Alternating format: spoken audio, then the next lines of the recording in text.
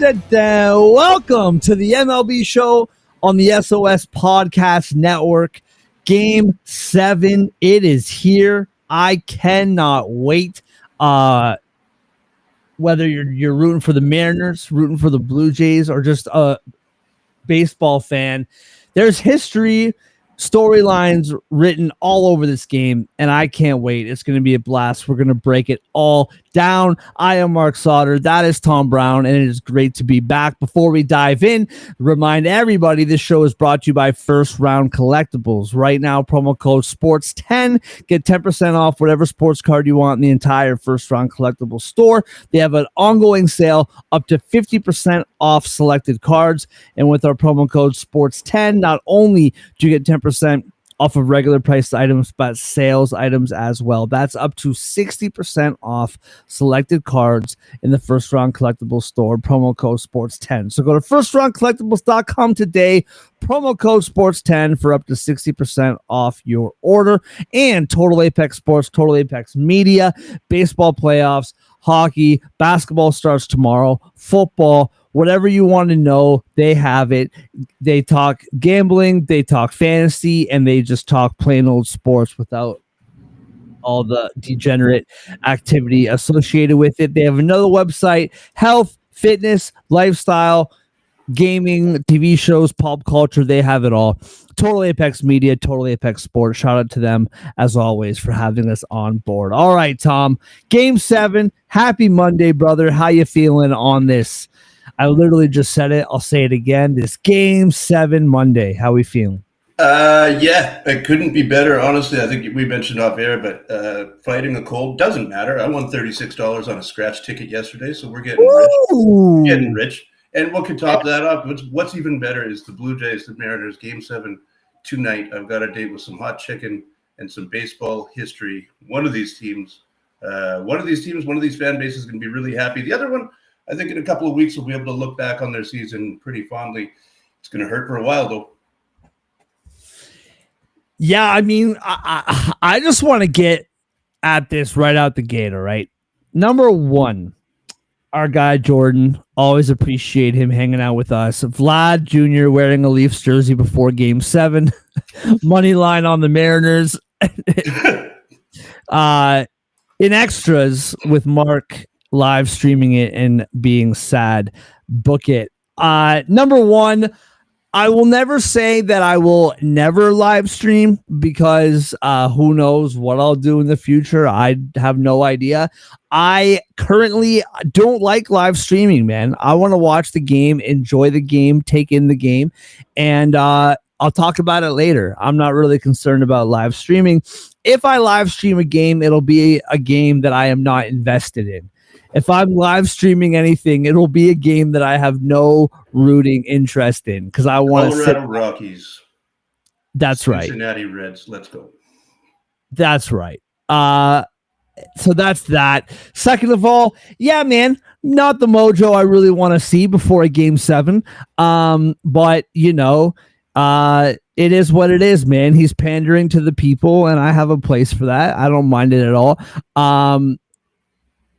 The beautiful thing about this game tonight is, just as a baseball fan, the Mariners have never been to the World Series. The Blue Jays haven't had a Game 7 since the 80s, and they haven't been to the World Series since they won it back-to-back years in 92, 93. Either way this goes, if you're just a baseball fan, either way this goes, this is awesome. And there's storylines up and down, and I can't wait for it, man. Obviously, I want the Jays to win, but taking that out of it, it's just, this is perfect. Yeah, this is all you want, right? We talked about this way back before our division, or before our wild card preview round, right? Takeaways from the season is that the parity in the league is they're achieving what they're looking for with parity in the league. You've got Giants, you've got like the Dodgers, who've already made it to the World Series, and then you've got teams that, you know, had big question marks coming into the year, fighting it out to top seeds in the AL, fighting it out to face them. This is all you want as a baseball fan. Obviously, it's extra special for us as Blue Jays fans. It's extra special for Mariners fans, for sure. but just as an objective observer, just as somebody who likes ball, who likes to see different things, likes to see different players highlighted every October. This has been fantastic. So many great moments in the playoffs. I'm sure when it's all said and done, we'll talk about the best moments of the playoffs overall. But yeah, just right now, a Game 7 to get to the World Series, it doesn't get any better than that. No, 100%. So we're going to talk about this game and Game 6 and maybe just the whole series as a whole. Real quick, though, and not to get it out of the way like it's like yesterday's leftovers, like, because that's not what this was. However, there is a Game 7 on deck. So that's what we're going to talk about. But just to kind of start it off, Shohei Ohtani is insane. And the Los Angeles Dodgers are waiting for the winner of this game. Obviously, if you're a baseball fan, you know that by now. They will be taking on the winner of this game. If the Blue Jays win, then it will be in Toronto. If the Mariners win, it'll be in LA, October 24th, which I think is Thursday. That's Friday. So no matter what happens with bullpens tonight, either the Jays or the Mariners will be in good shape. They'll have who they want lined up to pitch on Friday to open the World Series. I don't know why they do it that way, but yeah, it's definitely good news for a Jays or Mariners fan.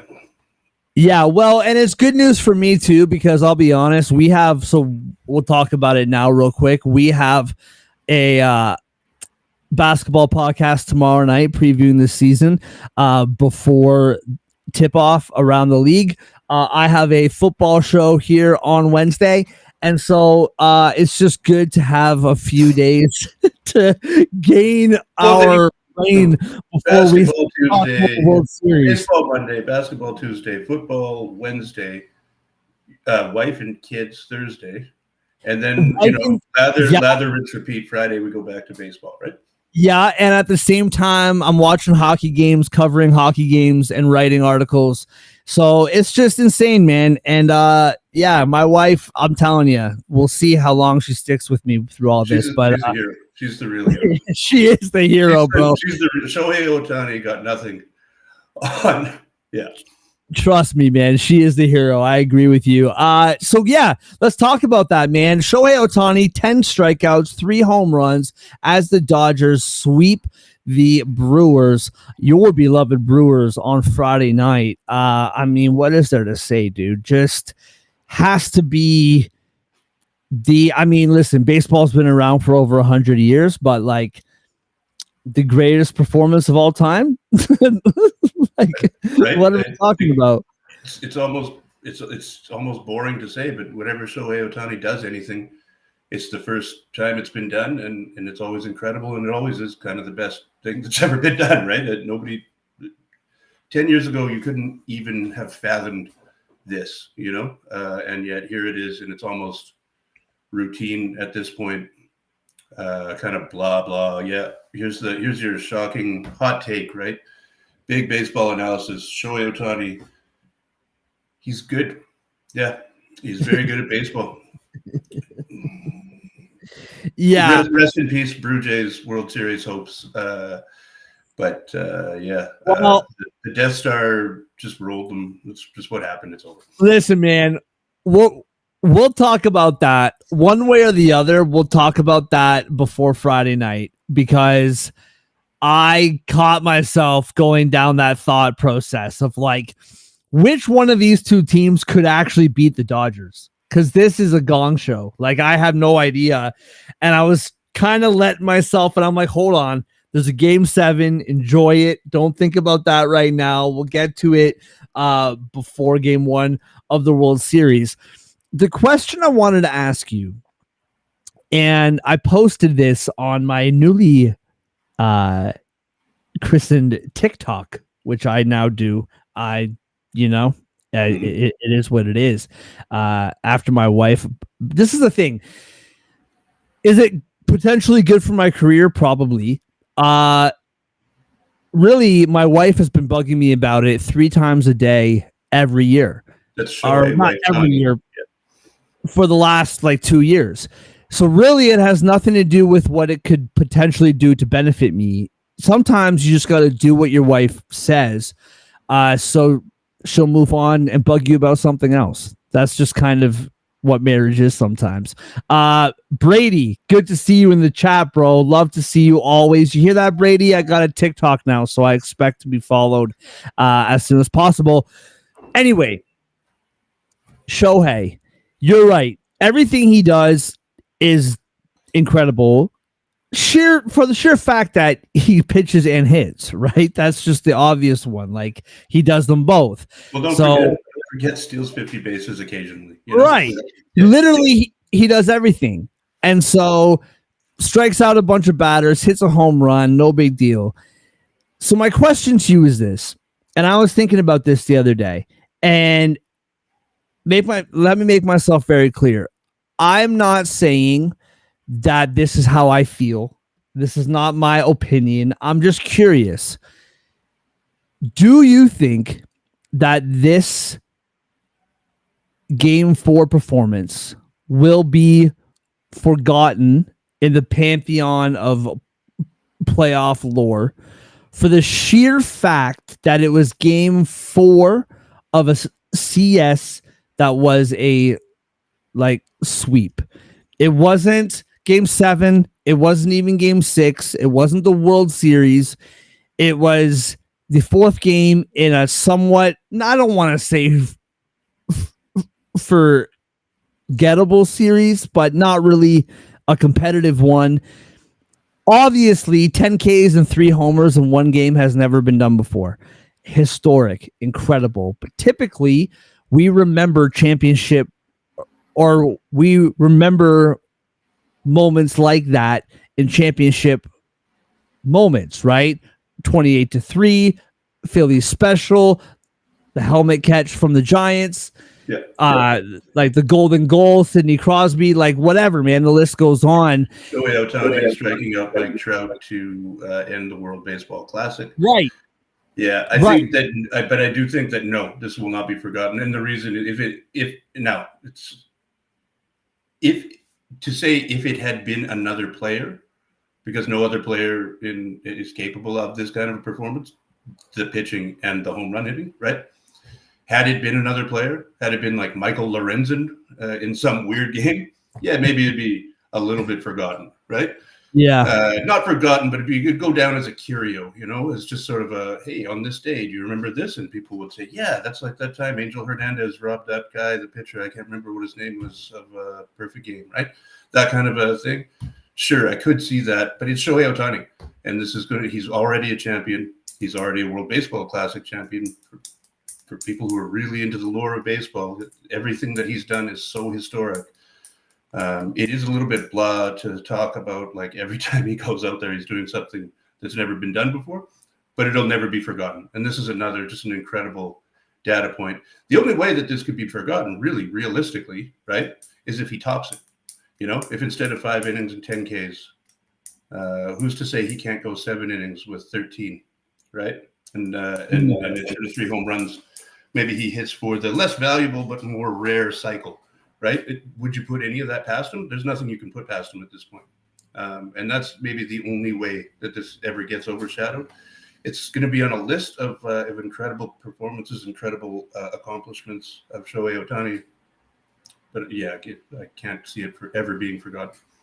Yeah, and I think the one thing about it, I mean, I was about to say something stupid. I was about to say that I agree with Brady in the chat, by the way.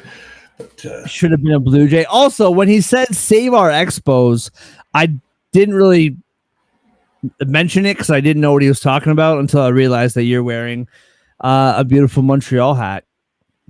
One of the first things that I ever bought was a Guerrero Montreal jersey when I was in grade 8 in Montreal.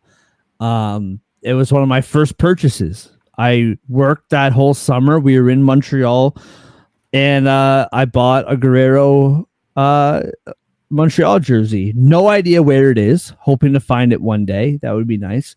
But anyway, another thing that makes this whole Shohei Friday night thing so crazy, at least for me, and there's a million reasons why it's crazy. The biggest, not the biggest, one of them for me, he has not had a very good playoffs when it comes to hitting the baseball. Yeah, those 3 home runs really did a number on his slugging percentage, because he'd been dog doo-doo up until that point in the playoffs, really. And I think that's why I love it, is like, okay, we're up 3-0. I haven't been very good. We've lost one game the whole postseason, and I haven't been very good at least hitting the ball.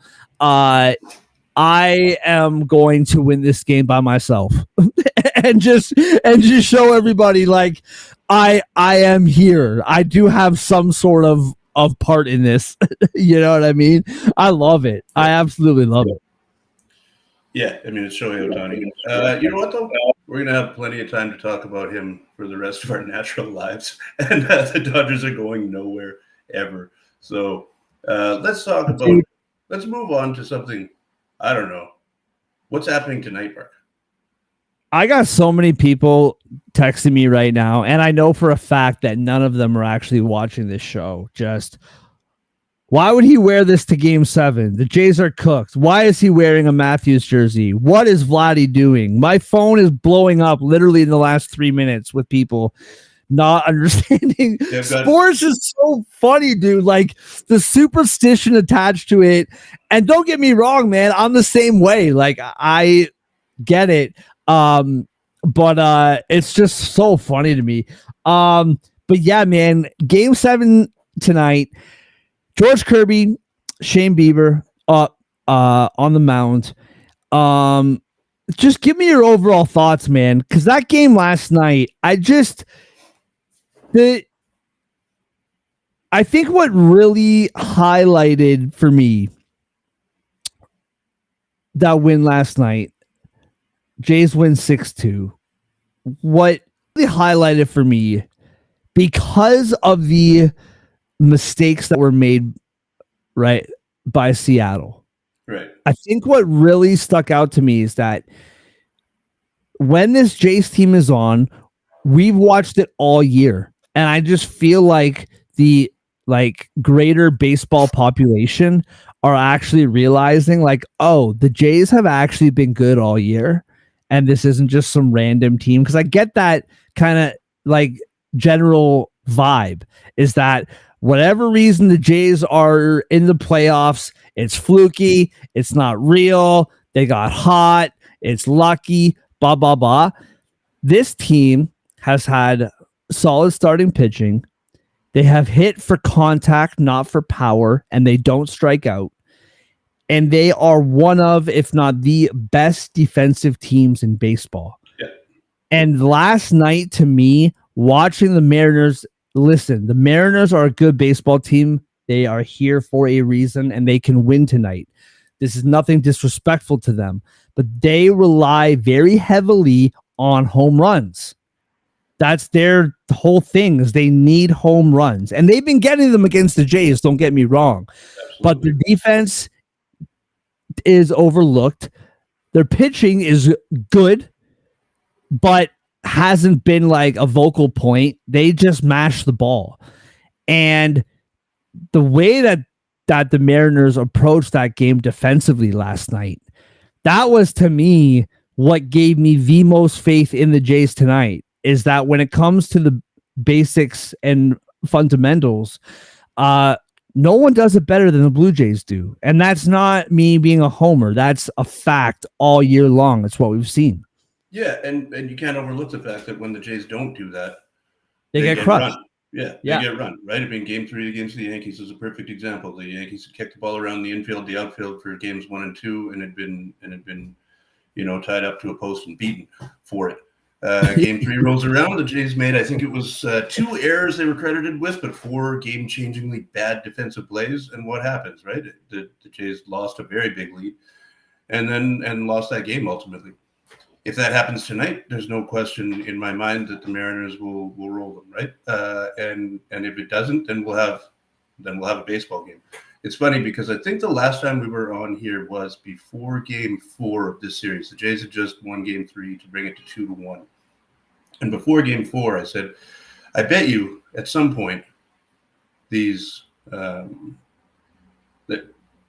neutral fans, just regular baseball fans would like to see both of these teams play a good game. That would be great, right? Instead of one of them running away. Haven't seen it.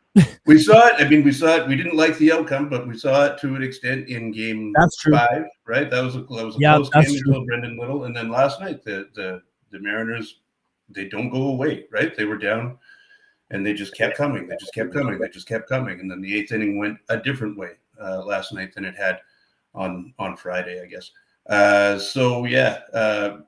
think that we're likely to see the same sort of thing again, right? This is a rematch from Game 3. The Jays hope it goes the same way. But yeah, I mean, George Kirby's an excellent pitcher, just a fantastic pitcher. He's had one. He had a rough go of it in Game 3. I don't think anybody expects the same thing to happen twice, right? Trey Savage had a rough go of it in Game 2, and look at how well he pitched last night. This is just it's baseball, right? But he's excellent. Shane Bieber was down and then up very much in Game 3, right, of the series, and we Jays fans will be hoping to see that again. Just as Mariners fans will be hoping to see him get lit up by the long ball, which is a strength of the Mariners' offense and the main weakness of this version of Bieber post Tommy John, currently still working his way back into form, right? So yeah, I think unquestionably we've got a chance to have a real classic. The stakes are as high as they get, right? Game 7, it writes itself. Yeah, great pitching matchup.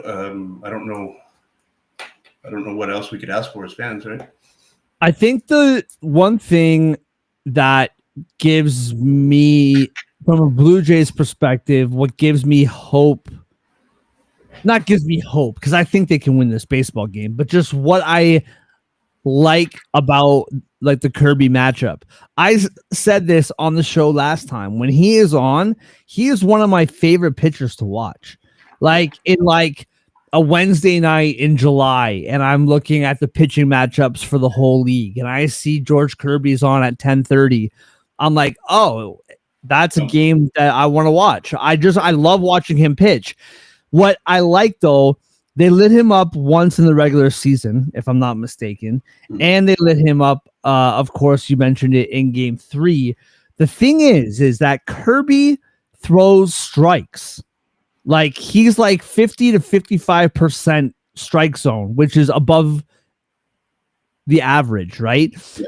And when you're playing a team like the Blue Jays that thrive on contact and don't strike out, that can cause you a lot of problems. It can, right? Absolutely. That's just kind of the fact. And so that is something that I'm not overly worried about Kirby. Not in the sense that he can't put up, hey, man, this game could be 3-3 in the 7th inning. And Kirby did his job, right? But just the style that the Blue Jays approach the plate is in favor of them against a pitcher like Kirby. So I'm not totally concerned. I think for me, the more than am I worried about Kirby? Not really. What I am worried about more than Kirby is Shane Bieber. Not in the sense of can he be good? We know he can be good. This is his 10th start since coming back. Yep. And we have seen this quite often from him in those 9 starts. Really good, not so great. Really good, not so great. Really good, not so great. You know what I mean? And that's just kind of the way that it's gone since he's come back. And it's exactly what you expect from somebody coming off of Tommy John, right? Of course. The Jays knew that going in, but you'd rather have the half excellent Bieber and the half. I mean, the other half. It's not like he's awful, right? It's just not quite as good. The bullpen is ready. John Schneider says everybody except for Bieber himself is available out of the bullpen tonight. All hands on deck, they say. All hands on deck, yeah. Chris Bassett hasn't pitched in ages. We know how good Bassett is at Skydome in particular. Really dominant home start. The roof, I believe, is closed, which is when Bassett is, even if you want to take an even smaller segment, that's when he's at his absolute best, right? Because he spins every pitch. That kind of controlled environment is just that you're giving him extra paintbrushes there, right? So I don't know if we see him, but yeah, he's got to be on everybody's mind. I don't know. It's an exciting. It's Game 7, right? I mean, we haven't had one for the Blue Jays since the 80s. We haven't had they went to 5 a couple of times in 2015, 2016 in 5-game best of 5 series, right? Yeah. But yeah, I mean, everybody, there isn't a pitcher who hasn't been seen yet from the Mariners, right? There's no fresh looks for them, really. The Jays do have a couple of fresh looks out of the pen in Bassett. I'm sure Scherzer is ready to go. I doubt very highly that we'll see.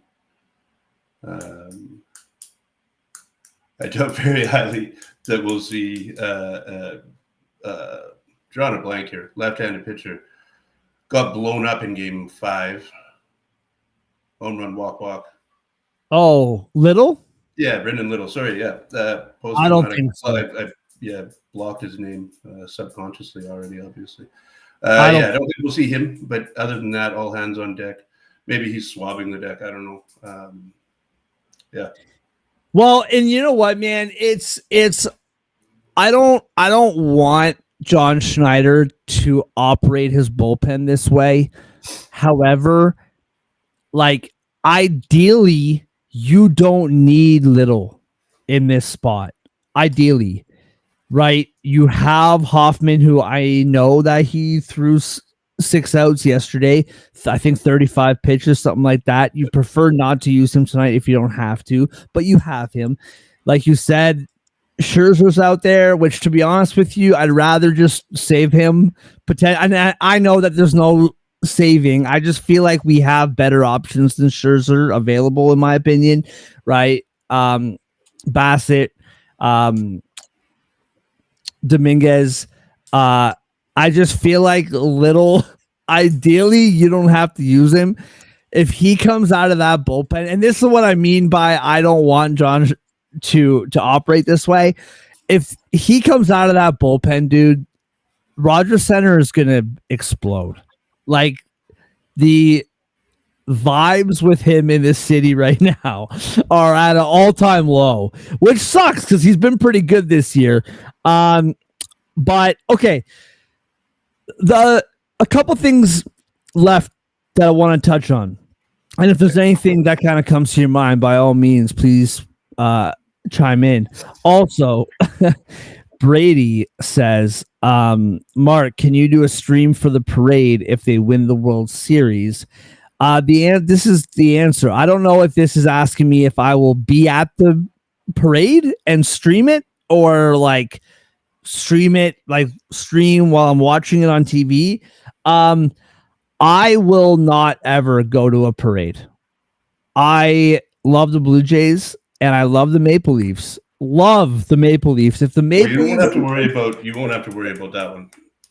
Understood, Tom. Unnecessary on your part. All I'm saying is I will not go to a parade. When the Raptors it would be weird for you to go to Montreal to see that parade. But maybe you could get another Guerrero jersey while you're there, right? When the Raptors won, I loved every moment of it. Did not go to a parade. That's so many people, dude.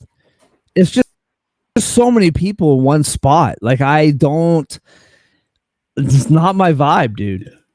And I love going to live sporting events, but we're all sectioned off in our seats and we're doing our thing. A parade is just too many people and close.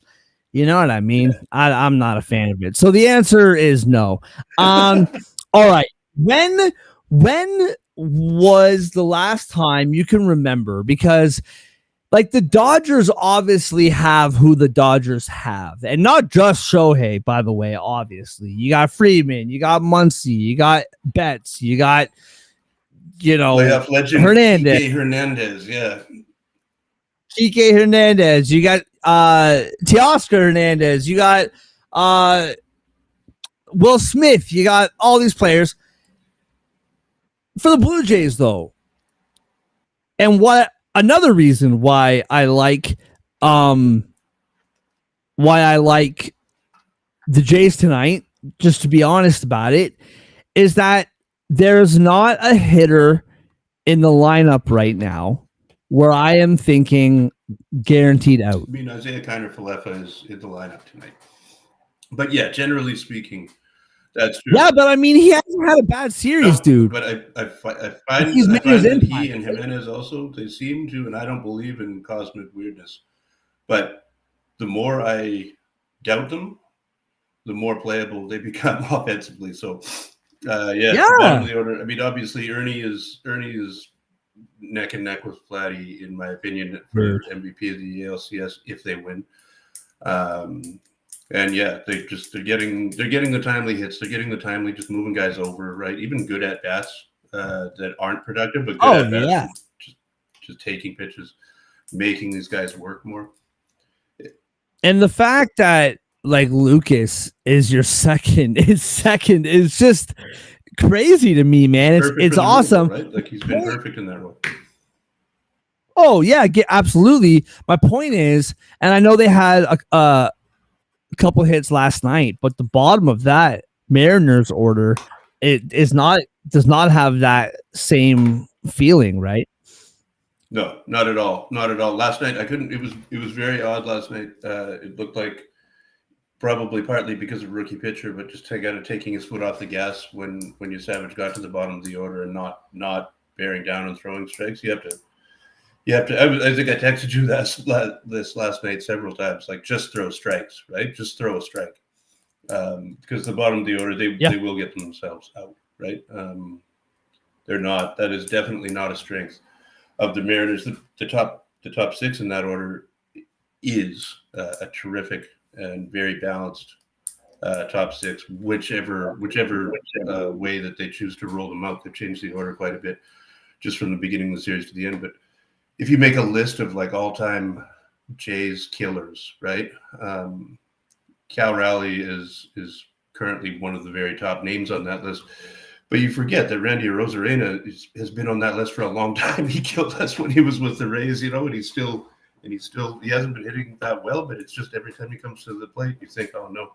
But then there is a big letdown after Eugenio Suarez, and yeah, it's a weakness for the Mariners, and it's not even a weakness that with Isaiah Kiner-Falefa with Andres Jimenez, there's a big trade-off, right? They're not the best offensive players, but they play lights-out defense, right? For the most part. Obviously, we remember IKF's era at Yankee Stadium last round, but generally speaking, they're pretty imposing defensively, right? Not really the case for the bottom of the Mariners order, it's not game-changing defense. JP Crawford's an okay shortstop. He's nobody's idea of a Gold Glover, and just kind of on down the line. That team is really interestingly built, really strong in center field defensively, strong behind the plate, and then pretty average everywhere else, right? And with strike throwing pitchers. It'll be interesting to see if they go fastball first, like if they're fastball heavy tonight. With Kirby on the mound, he just got a good fastball, but the Jays just saw him. Or if they try to change it up as they did last night, which went horribly for them early in the game. But the Jays, when you have average or worse defenders, the Jays are putting pressure on those guys all game long because, as you mentioned, they're always putting the ball in play. So, yeah, it's an interesting stylistic clash, right? And then there's also the fact that Bieber can walk a guy and Cal Raleigh can park one. So yeah, this is all theoretical. And what makes me nervous. Well, and what makes me nervous about that is that like Cal Raleigh, they like played him perfectly last night. 2 strikeouts, a grounded to double play. Yeah. And I probably have 14, 15 more gray hairs than I had before, and that's a success, right? And that's a success. And we all lost years off of our expected life. It's what this is, dude. This is the best, man. Like I've been explaining this. Like we talked about my wife earlier. She could care less about sports at all, but she has me as a husband, so she has to kind of deal with it. And during the regular season, I watch baseball from around the leagues. I don't watch one team more than the other. That includes the Blue Jays. I kind of watch teams when I can, and I follow along really closely. But I have to sacrifice one sport, considering that from October or September until like June, I just watch sports every single night. And she's watching me over the course of the playoff run and watching how stressed I am from the minute the game starts. And it's just the beauty of October baseball, man. Like October baseball, every pitch matters, every moment matters from the word go. And it's a beautiful, beautiful thing. And I'm glad that Toronto can remember what this feels like once again, because sure, we had it in 15. Sure, we had it in 16. I would not count what happened a few years ago as having anything. But we've had this, if you don't count like the wild card from the last couple of years, we've had this twice since 93. And it's just a beautiful thing to be back in this city, one win away from the World Series. And I'll just say this to Blue Jays fans, because, you know, I'm not talking about next year. I'm not whatever. I like how the Mariners are built like beyond this year. For sure. And the Blue Jays, I don't know. And because we've seen what the Blue Jays have been and what this year was supposed to be. And if you're a Blue Jays fan, enjoy every moment of this. Like, soak this up. Like, enjoy every moment, because this is a really, really special season. And it has been a really, really special season. And for the Mariners, I'm not saying people predicted them to, you know, win the World Series or nothing, but they were supposed to be a good team. And what the Blue Jays have become was not foreseen at all. So just enjoy how special it was. And yes, Brady, they did. You would have been like 3 years old. So they won the East in 2015. They beat the Orioles, the then hated rival Orioles, in the wild card game in 2016. Both years en route to the ALCS. Boy, that 2015 team, man, if Brett Cecil had been healthy, we'd be talking about this being the closest we've been to the World Series since the last time we won one, which was 2015. But, yeah, I digress. That's a sad memory for another time. Those teams, by the way, those teams are remembered extremely fondly, especially the 2015 team, remembered extremely fondly, right? And so I do hope that Jays fans and Mariners fans, for what it's worth, know that, like, it could go real sad tonight. It could get real sad tonight, right? It's going to be for somebody. But in a couple of weeks, you'll remember how much you love those guys. And how much baseball is really the only one, right, where it's fully 6 months and it's every day. You know, football, they play once a week. Hockey, basketball, 2, maybe 3, maybe on the odd week, 4 games a week, right? Baseball, they're playing 13 out of 14 days for 6 months of the year. They're on your TV every night. They're on your car radio every night. You know, and yeah. Boy, I hope for our sake, Mark, that it's the Jays that continue to be on our TVs every night for the next couple of weeks. But I'm sure Mariners fans feel the same way, naturally.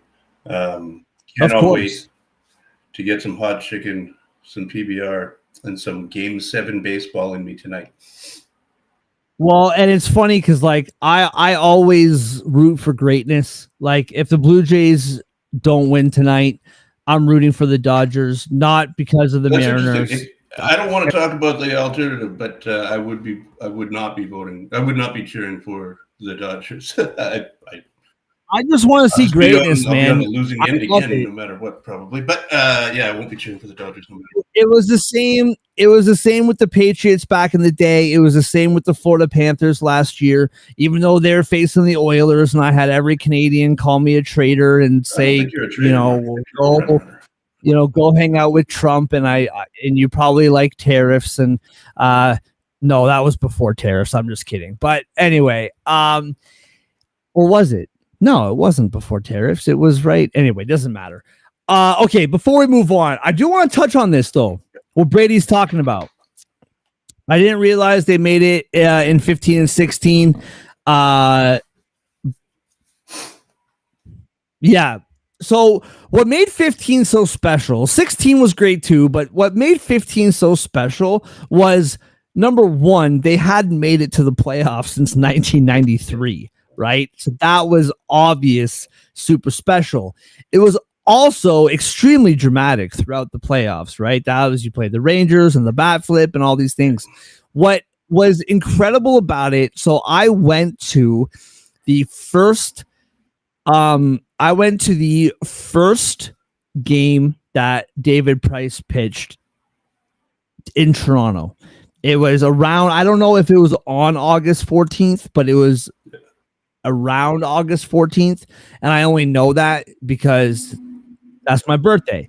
And my family took me to the Blue Jays game for my birthday. And it just so happened to be the first time that David Price pitched, right?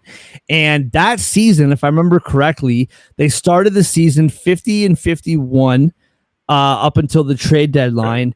And then they just took off. They were a young team. They were a really young team, and like they were exciting, and they were below 500 up until after the trade deadline. They were below 500, but they were getting contributions from these young guys. Stroman was out for the season with a knee injury suffered in spring training, but he was going to be coming back. Aaron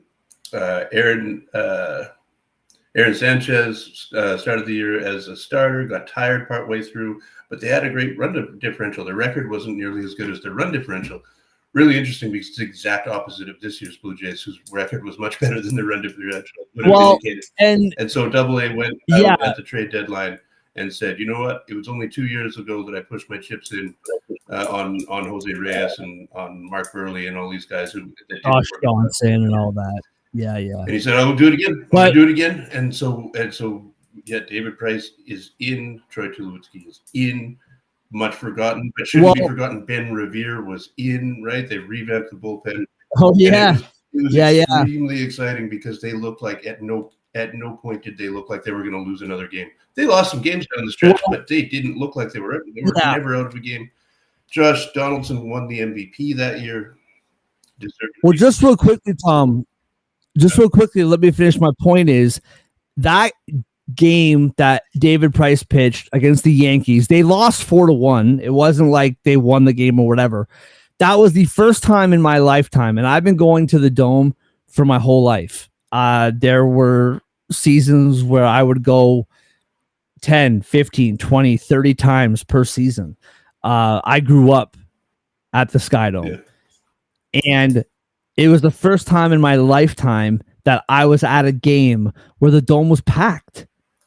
Like, how many days did we watch Blue Jays throughout the years where there's like 9,000 people in a 50,000 seat stadium? Yeah, exactly. I was going to say that was before these renovations of the last few years that lowered the capacity. Oh, yeah. The stadium used to be 50,000 on the nose. That was the capacity. Massive. Yeah. That's the current stadium plus a AAA ballpark mashed into it, right? So, yeah, incredible. Yeah. Incredible. That's also, And I think to compare it to right now is that we knew like there were rumblings that AA was on his way out, and we knew he was going to go all in again and just kind of do what he can do. Right now, he didn't end up leaving till the year after. Forced out by, or didn't he left? He left after 2015. He was forced out by. Yeah, he did, and then they had Paul Beeston was fired as team president. Yeah, they brought in Atkins, and then Atkins wasn't going to give AA final authority over baseball decisions, which he had obviously had under Paul Beeston. They got rid of two Yeah. Canadian executives in Beeston and Anthopoulos in favor of the Cleveland connection in Shapiro and Atkins. And right now is not, because it's Game 7 on the team that is, except for Vladdy, built by Atkins and Shapiro. So we're not going to talk about what we both think about that. No, but I guess right my now. point is just that. Yeah, I guess my point is just that back in 15, we knew that they were going to at least try to make a serious run. Where this season, there was no sniff of that at all. And so Blue Jays fans, just buckle up and enjoy the ride. And I hope we get to ride for a couple more weeks, because this has been a lot of fun.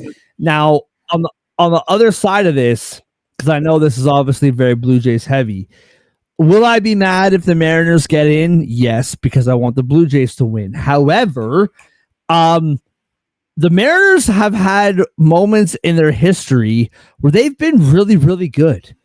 And they've just never been able to get past this moment right now. I don't think they've been in a CS since 2001, right? Is that correct? And now they're here and they get to punch their ticket in. And so, like I said, for Jays fans, obviously we feel a certain way. If the Mariners win tonight, man, it's equally as insane, just not for us. Right.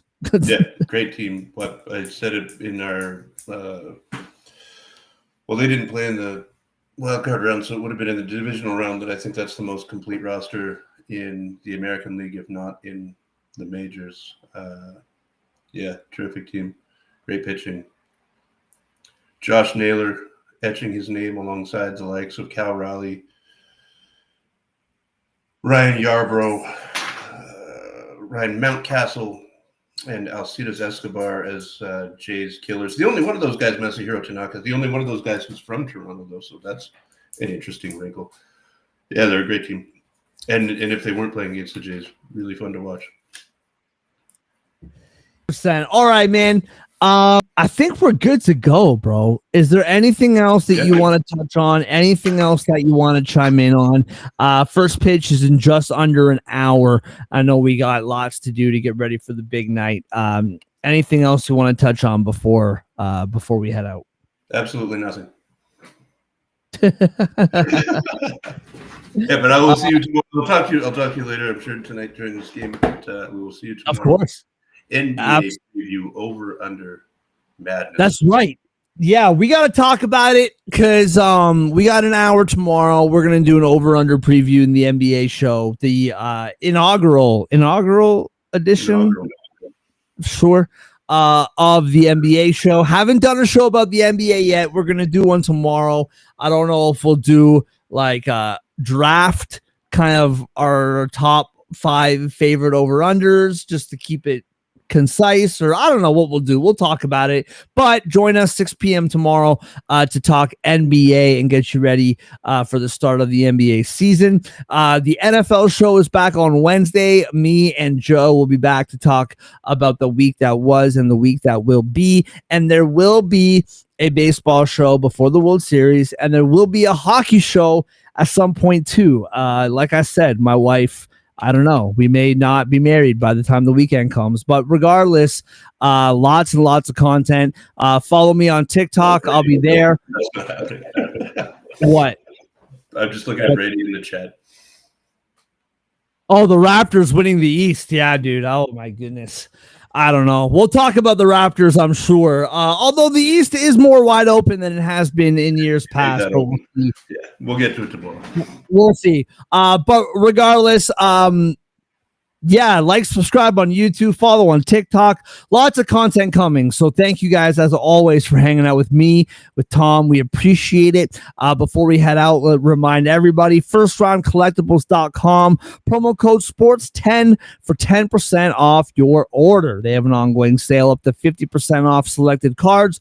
With our promo code SPORTS10, get up to 60% off selected cards, sales or non-sales items. You get 10% off, up to 60% off. First round collectibles, promo code sports10, 10% off. Also, Total Apex Sports, Total Apex Media. Shout out to them for having us on board. Check out both of their sites. Lots of great sports content, lots of great health content, pop culture content, everything in between. Total Apex Sports and Total Apex Media. Brady, adios, amigo. Thank you so much for hanging out with us tonight. Same to Jordan, same to everybody. We appreciate you. This is me preambling until I find our outro music. Here we go. It's about time. Yeah, there it is. Everybody, thanks so much. Have a great night. We will see you all tomorrow. Hot chicken, buddy. See ya.